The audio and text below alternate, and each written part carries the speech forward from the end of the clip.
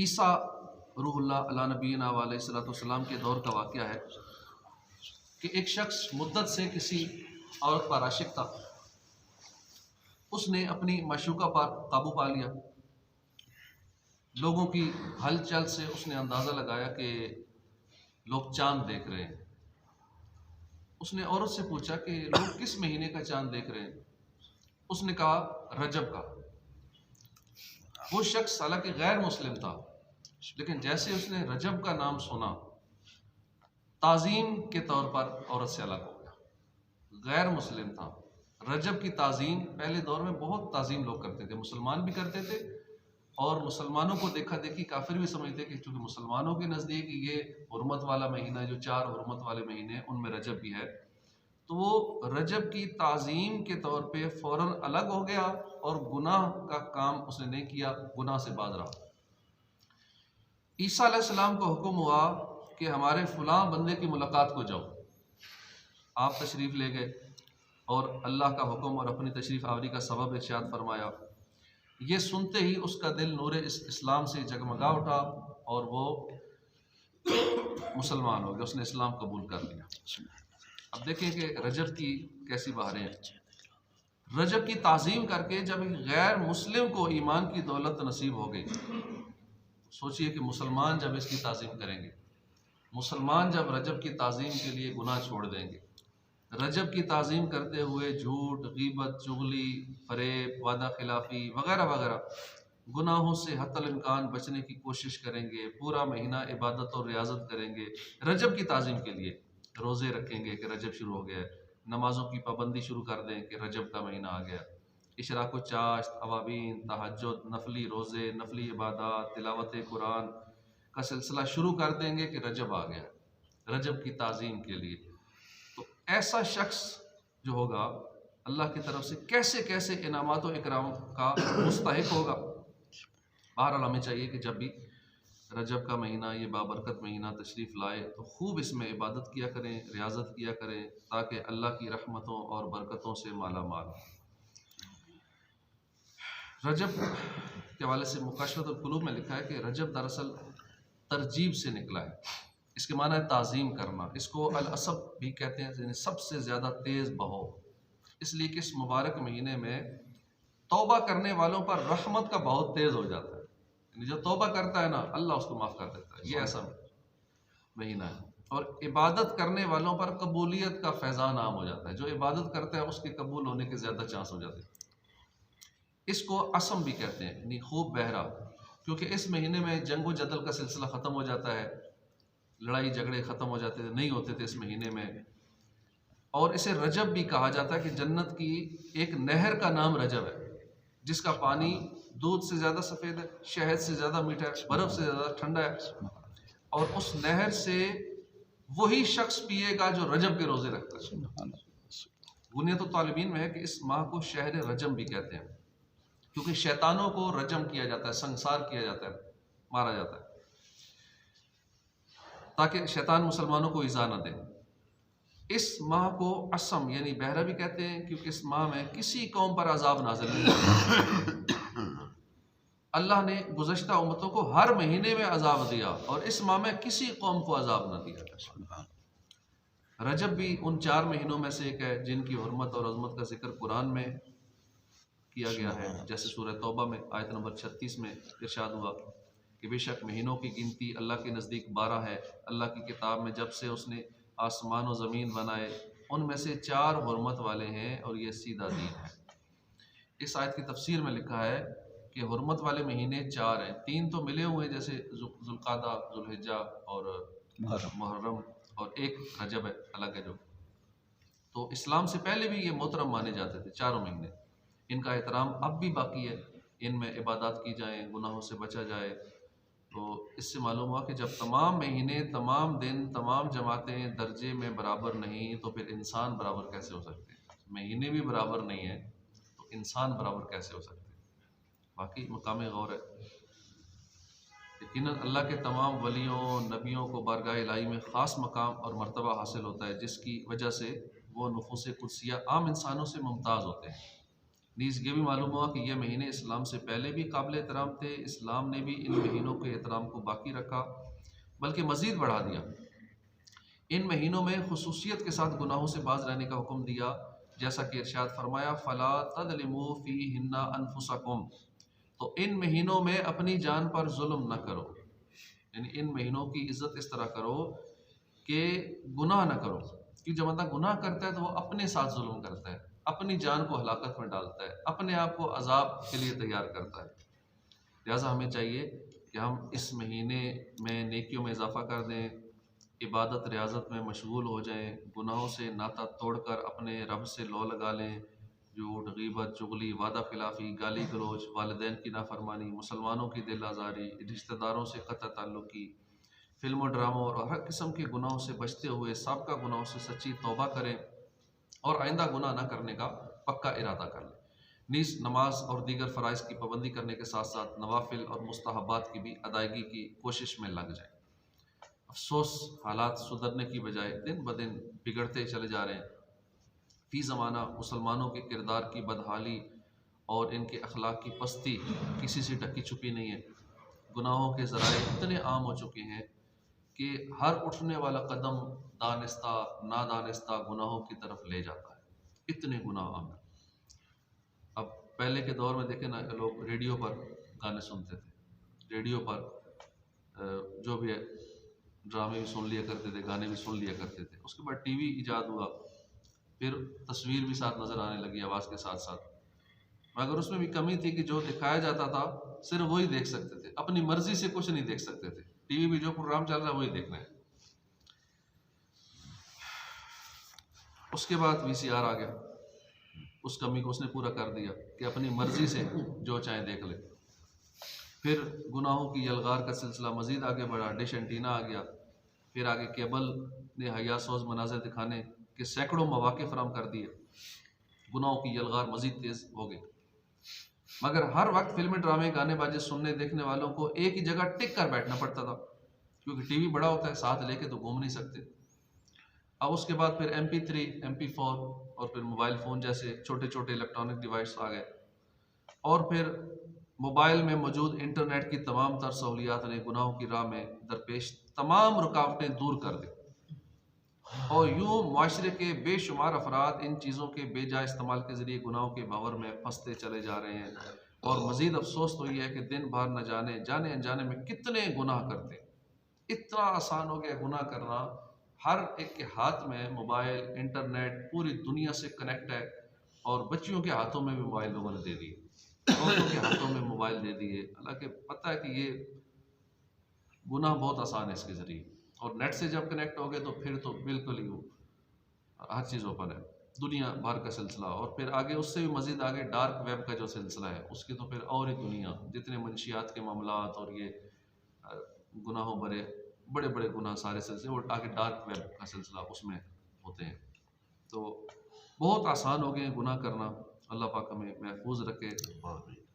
तौबा और नदामत तो को जा एहसास तक नहीं होता कि तौबा भी करनी है। फिल्में, ड्रामे देखकर, गाने बाजे सुनकर, और इस सारे गुनाहों में तोहमत, गीबत, वादा खिलाफ़ी, बदगुमानी, गाली गलौज जैसे गुनाहों में मुलव्वस होकर वालिदैन की नाफरमानी, मुसलमानों की हक तलफी, दिल आज़ारी, चोरी, डाका ज़नी, कत्ल गारत गरी, शराब नोशी, लोगों की ज़मीनों पे, प्लाटों पे कब्ज़े करना, तरह तरह के कबीरा गुनाहों में पढ़कर किसका सर शर्म से झुकता है?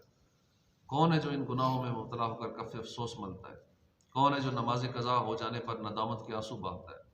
आजकल उमूमन नमाजी नज़र आने वाले भी फजर की नमाज में नहीं आते, सुस्ती कर जाते हैं। 4 पढ़ते हैं, नमाजी कहलाते हैं, 4 पढ़ते हैं, फजर नहीं पढ़ते, फिर भी लोग कहते हैं बहुत नेक नमाजी है, हाजी साहब है, और नदामत भी नहीं होती।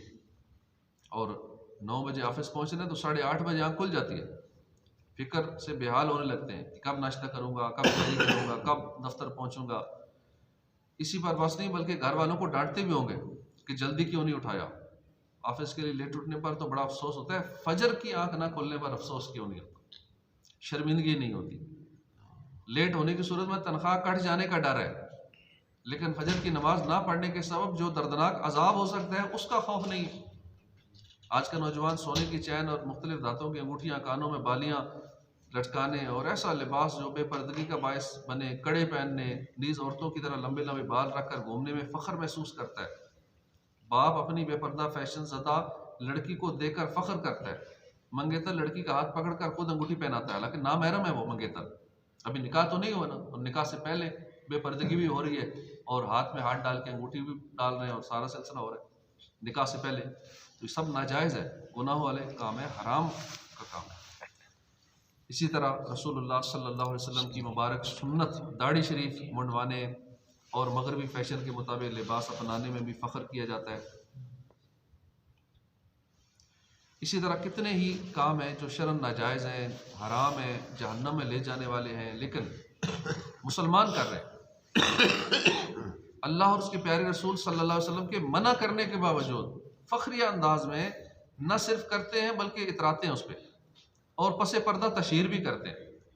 अब तो नौबत यहाँ तक आ पहुँची है कि अगर कोई शख्स मदनी माहौल की बदौलत कोई नेक काम करना चाहे, मसलन कोई इस्लामी बहन शरी पर्दा शुरू कर दे, कोई इस्लामी भाई सुन्नत के मुताबिक दाढ़ी रख ले, तो रुकावट डाली जाती है, उसकी राह में रोड़े अटकाए जाते हैं, तानो तशनी के तीर बरसाए जाते हैं।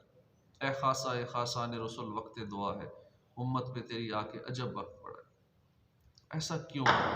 हम गुनाहों के दलदल में गर्क होते चले जा रहे हैं, हमारे कान पर जूं तक नहीं रेंगती, दिन रात गुनाहों में धोते रहते हैं, घबराहट नहीं होती। आखिर ऐसा क्यों है? गुनाहों के इतने आदी हो गए हैं कि एहसास ही नहीं होता गुनाह का। बाद सालिन ने फरमाया कि बेशक गुनाह करने से दिल स्याह हो जाता है। दिल की स्याही की अलामत यह होती है कि गुनाहों से घबराहट नहीं होती, इबादत के लिए मौका नहीं मिलता, नसीहत से फ़ायदा नहीं होता, यानी नसीहत सुनते रहो, बात असर नहीं करेगी। रसूल अकरम सल्लल्लाहु अलैहि वसल्लम ने फरमाया जब कोई बंदा गुनाह कर लेता है तो उसके दिल पर एक स्याह नुक्ता लग जाता है। जब अल्लाह ताला से मग़फ़िरत तलब करता है, तौबा कर लेता है, उसका दिल साफ़ हो जाता है। और अगर वह तौबा की बजाय फिर गुनाह कर ले तो गुनाह करते करते स्याही बढ़ती चली जाती है, यहाँ तक कि उसका सारा दिल स्याह हो जाता है। सैयदना अनस रज़ी अल्लाह अन्हु से मरवी है, रसूलुल्लाह सल्लल्लाहु अलैहि वसल्लम ने फरमाया कि अल्लाह के पसंदीदा महीनों में रजब का महीना है, ये अल्लाह का महीना, ये रजब का महीना जो शुरू हो चुका है ये अल्लाह का महीना है। और जिसने अल्लाह के महीने रजब की ताज़ीम की उसने अल्लाह के हुक्म की ताज़ीम की, जिसने खुदा के हुक्म की ताज़ीम की अल्लाह अज़्ज़ व जल उसको नेमतों वाले बाग में दाखिल करेगा और उसके लिए अपनी बड़ी रज़ा वाजिब करेगा। यकीनन इस हदीस पाक से रजब की शान और अज़मत का पता चलता है कि तमाम महीने ही वैसे अल्लाह के हैं, सब तो उसी ने पैदा फरमाया, लेकिन खुसूसियत के साथ रजब के बारे में फरमाया कि रजब अल्लाह का महीना, और जिसने इस महीने की ताज़ीम की अल्लाह उसे नेमतों वाले बागात अता फरमाएगा और उससे राज़ी हो जाएगा। तो हम में से हर एक की ख्वाहिश है कि हमसे अल्लाह राज़ी हो जाए, हर कोई चाहता है जहन्नम से निजात पा जाए, जन्नत में चले जाएँ। तो इस ख्वाहिश की तकमील के असबाब में से एक सबब माह रजब की ताज़ीम करना भी है। हमें चाहिए इस महीने की ताज़ीम करें, इबादत रियाज़त में गुजारें, गुनाहों से ख़ुद को बचाएं, खूब नेकियां करें और इबादत के बीज बोने की कोशिश करें। तिलावत करके बीज बोएं, नफल पढ़ के बीज बोएं, इशराक़ व चाश तवाबीन पढ़ के, तहज्जुद पढ़ के बीज बोएं, जितने हो सके रोज़े रखें, इस तरह इबादत के बीज बोएं। अल्लाह इसकी तौफ़ीक़ अता फ़रमाए। अल्हम्दुलिल्लाह अच्छे माहौल से वाबस्ता रहेंगे, इस तरह की बातें सुनते रहेंगे, रोज़ों के फ़ायदे सुनते रहेंगे तो जहन बनता रहेगा। जब बंदा किसी चीज़ का फ़ायदा सुनता है कि इस काम का फ़ायदा है तो फिर करने का जहन बन जाता है। जब किसी चीज़ के नुकसान का सुनता है तो उससे आहिस्ता आहिस्ता बचने में कामयाब हो ही जाता है। प्यारे आका सल्लल्लाहु अलैहि वसल्लम ने एक बार सहाबा कराम से फरमाया कि तुम पर लाजिम है कि माह रजब की रातें क़याम में गुजारो और उसके दिन रोज़े की हालत में गुजारो, और जो शख्स इस महीने के किसी दिन में 50 रकात नमाज पढ़े, इस तरह के हर रकात में बक़दर इस्तिताअत कुरान पाक की तिलावत करे तो अल्लाह अज़्ज़ व जल उस शख्स को उसके बालों और रूहों के तादाद के बराबर नेकियां अता फरमाएगा। एक बार प्यारे आका सल्लल्लाहु अलैहि वसल्लम ने रजब के महीने में जुम्मा का खुतबा देते हुए फरमाया कि ऐ लोगों, बेशक तुम पर एक अजीम महीना साया फ़िगन है। इस महीने में नेकियों का अजर दोगुना दिया जाता है, इसमें दुआएं कबूल होती हैं, मुश्किलात हल होती हैं, मोमिन की दुआ रद्द नहीं होती। जो शख्स इस महीने में कोई भलाई का काम करे तो उसको कई गुना अजर दिया जाता है। हुज़ूर ने फरमाया रजब के महीने में इस्तिग़फ़ार की कसरत करो, बेशक इसके हर लम्हे में कई अफराद को अल्लाह आग से खलासी अता फरमाता है। तो बहुत सारे हदीसों में इस महीने के फ़ज़ाइल बयान किए गए हैं कि इस महीने में रातों को इबादत की जाए, दिन में रोज़े रखे जाएँ। सहाबा भी इसकी कदर किया करते थे। और ये बशारत भी बयान की गई है कि नसीहत यह है कि माह रजब में इस्तिग़फ़ार की कसरत करनी चाहिए। और बशारत यह है कि इस माह मुक़द्दस की हर साथ में अल्लाह कई अफ़राद को नारे दोज़ख से निजात का परवाना अता फ़रमाता है। तो हमें चाहिए कसरत है अस्तग़फ़िरुल्लाह अस्तग़फ़िरुल्लाह पढ़ते रहें, तौबा करते रहें और जहन्नम से आज़ादी पाने वाले खुशबख्तों में अल्लाह पाक हमें भी शामिल फरमा दे। ज़िंदगी में तौबा की तौफ़ीक और उसका मौका मिलना बहुत बड़ी सादत है।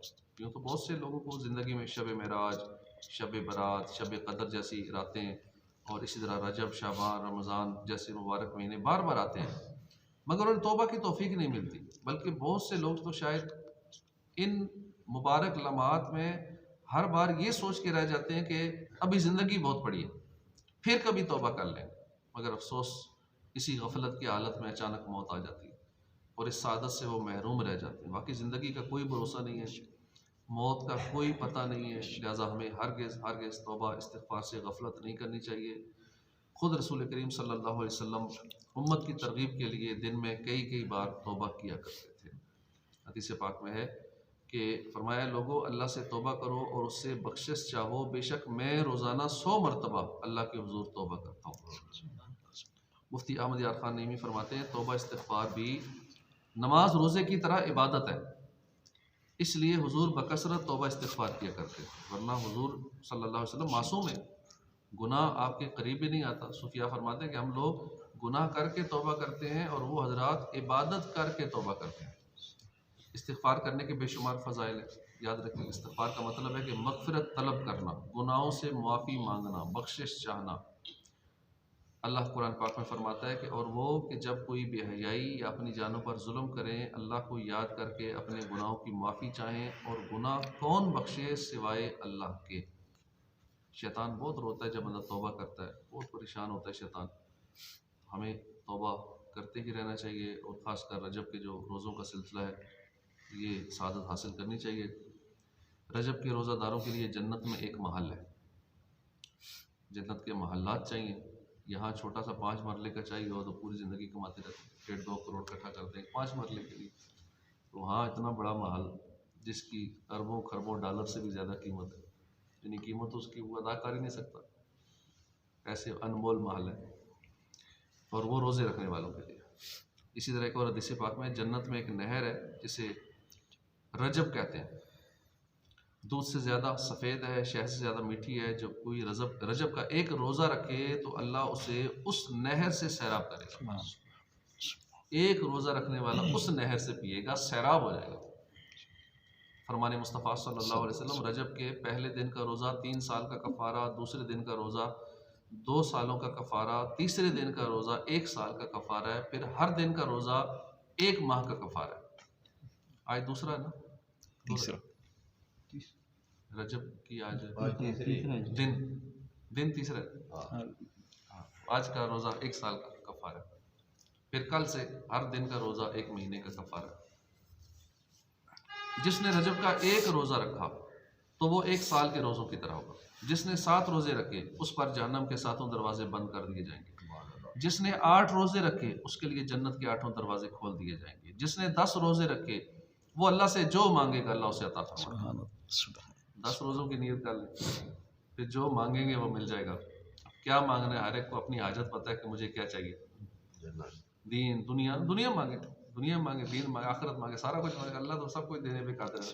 वहाँ जन्नत भी दे दे, यहाँ अरबपति भी कर दे, दोनों जगह मौजे। जिसने 15 रोज़े रखे तो आसमान से एक मुनादी निदा करेगा, ऐलान करेगा कि तेरे पिछले गुनाह बख्श दिए गए, बस तू नए सिरे से अमल शुरू कर दे। तेरी बुराइयां नेकियों से बदल दी गई, और जो जायद करे अल्लाह उसे और ज़्यादा अजर देगा। ये सिर्फ 10 और 15 तक की बात नहीं है, और इससे ऊपर जाएंगे तो फिर और क्या क्या मिलेगा। सैयदना अनस रज़ियल्लाहु अन्हु से मरवी है, क़यामत के दिन रोज़ेदार कब्रों से निकलेंगे तो वो रोज़े की बू से पहचाने जाएंगे। उनके लिए दस्तरखान और पानी के कूज़े रखे जाएंगे जिन पर मुश्क से मोहर होगी। उन्हें कहा जाएगा खाओ, तुम भूखे थे, पियो कल तुम प्यासे थे, आराम करो तुम थके हुए थे, खाएंगे पिएंगे आराम करेंगे, बाकी लोग हिसाब किताब की मशक्क़त में मसरूफ़ हों। क़यामत का दिन कितना सख्त है, 50,000 साल का एक दिन होगा, सूरज 1.25 मील पे होगा, तांबे की ज़मीन होगी, पसीने में डुबकियाँ खा रहे होंगे, रोज़ेदार वहाँ दावतें खा रहे होंगे, वहाँ मुर्गे रोस्ट और न जाने क्या क्या जो जो चीज़ें चाहिए उनको अल्लाह पाक मेज़बानी फरमाएगा और रोज़ेदार मेहमान होगा और आराम भी करेगा, खाने पीने भी खाएगा, आराम में भी होगा, कोई तकलीफ़ नहीं होगी और बाकी लोग हिसाब किताब में होंगे। रोज़े रखने के इतने फ़ायदे हैं, रजब में ख़ासकर रोज़े रखने वालों के तो वारे ही न्यारे हैं। ये रोज़े हमें रखने चाहिए और फिर ख़ास महल भी चाहिए, तो रजब के रोज़े रखें। कि जन्नत की जो नहर है जिसका नाम ही रजब है उससे पीना चाहते हैं तो उसके लिए रोज़े रखें। जहन्नम के दरवाज़े अपने लिए बंद करना चाहते हैं, जन्नती दरवाज़े खोलना चाहते हैं, उसके लिए रोज़े रखें। महशर की गर्मी में आराम करना चाहते हैं, अल्लाह के यहाँ दावत खाना चाहते हैं तो उसके लिए फिर रोज़े रखें। अल्लाह पाक हमें तौफ़ीक़ अता फ़रमाए रोज़े रखने की और हमारी बेहिसाब मग़फ़िरत फ़रमाए। आमीन बिजाह नबी अमीन सल्लल्लाहु अलैहि वसल्लम।